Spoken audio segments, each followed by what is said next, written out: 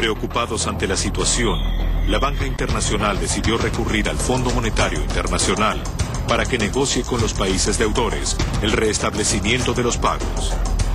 Esta situación marcaría el comienzo de una presencia agobiante del organismo internacional en América Latina. Porque llega un momento que el prestamista dice, bueno, pero ¿cómo me va a pagar? Entonces, bueno, yo tengo que asegurarme el pago de esa deuda, no importa que sea espuria, no importa que sea odiosa, no importa que haya sido contraída sin el consentimiento de los habitantes. Y ahí es cuando entra a jugar el fondo, cuando entra a jugar el Banco Mundial. En momentos claves, el Fondo Monetario no ha cumplido con sus estatutos. El Fondo Monetario ya desde el 76-77 sabía que había un proceso de endeudamiento excesivo y sabía otra cosa, que las reservas de los países eran muy bajos, en dólares o en moneda fuerte. Eso es uno de los rubros claves que el Fondo Monetario vigila todo el tiempo. El Fondo Monetario Internacional, aquel organismo que había nacido con el objetivo de contribuir al desarrollo de las economías de los países, no había alertado sobre el endeudamiento excesivo de América Latina. El plan para manejar las economías continentales parecía increíblemente sencillo. El mecanismo es muy fácil. Eso se vio en los casos de endeudamiento externo. Hacen que los países se endeuden más allá de sus posibilidades. Después no pueden pagar.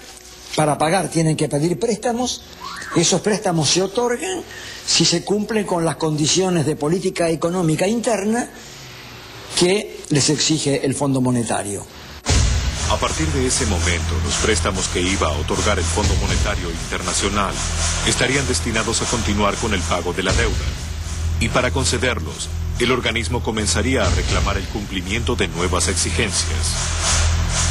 Tras 6 años de gobierno militar, la deuda externa argentina había aumentado de 7.000 a 45.000 millones de dólares. La violencia desatada en contra de su propio pueblo, el terrorismo de Estado, los desaparecidos, la aventura de Malvinas y la crisis económica llevaron a la dictadura a un callejón sin salida. Finalmente, en 1983, se convocó a elecciones en las que triunfó Raúl Alfonsín, el candidato de la Unión Cívica Radical, quien proponía modificar el rumbo económico, reconstruir el poder productivo de la nación e investigar el endeudamiento ilegítimo de la dictadura. Nacía una nueva esperanza para los argentinos. Sin embargo, el poder financiero, apoyado por el Fondo Monetario Internacional, muy pronto iba a encontrar la manera de adaptarse a los nuevos tiempos de la democracia. En 1976, los militares argentinos toman el poder e instalan un modelo económico basado en el endeudamiento, la especulación y la apertura de la economía. En pocos años, la deuda externa trepa de 7.000 a 45.000 millones de dólares. El Fondo Monetario Internacional, olvidando sus estatutos, no alerta al Estado ni a los bancos acreedores del peligro del sobreendeudamiento. Muy pronto estalla la crisis. En 1982, Argentina deja de pagar su deuda. La dictadura abandona el gobierno y el país recupera la democracia. Asume Raúl Alfonsín, que promete dar un nuevo giro a la economía en favor de una Argentina productiva, limitando el poder financiero nacional e internacional. En 1983, Argentina vivía la fiesta de la democracia. Sin embargo, la dictadura militar había dejado una pesada herencia. La deuda externa y el poder financiero que la había generado hicieron sentir rápidamente su presencia al flamante gobierno constitucional. Cuando asume el gobierno radical de Alfonsín, el primer gobierno democrático postdictatorial, el ministro de Economía, Bernardo Grispo, se encuentra con que en el Tesoro Nacional no hay un centavo y que la Argentina dispone de todo capital para su administración pública de 100 millones de dólares depositados en un banco en Nueva York. Esto no servía ni para 2 días de administración pública, es decir, hospitales, escuelas y demás.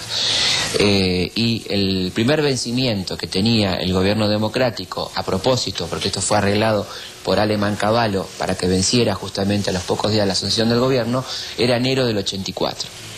Esto se hacía para condicionar al nuevo gobierno democrático, sea del signo que sea, a responder a las políticas fondomonetaristas. Al poco tiempo, la presión del Fondo Monetario Internacional se acentuó. Alfonsín debió olvidar su promesa de investigar la deuda ilegítima y reemplazó a su primer ministro de Economía, Bernardo Grispum.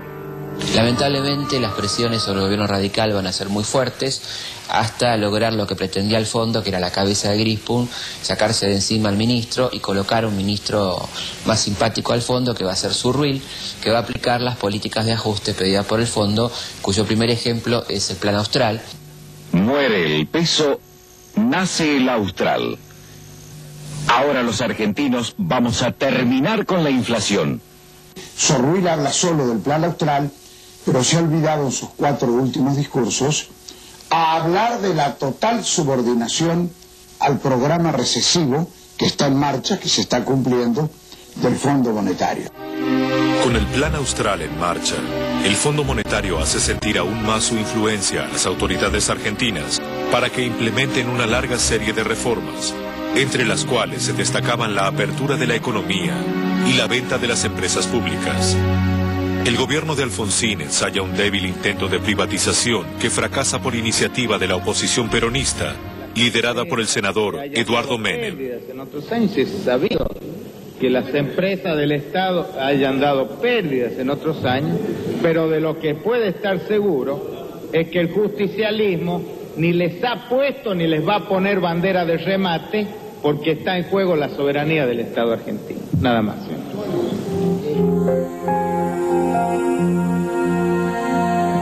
Curiosamente, su hermano Carlos Menem, quien años después se iba a convertir en presidente de la República, vendería casi todas las empresas estatales.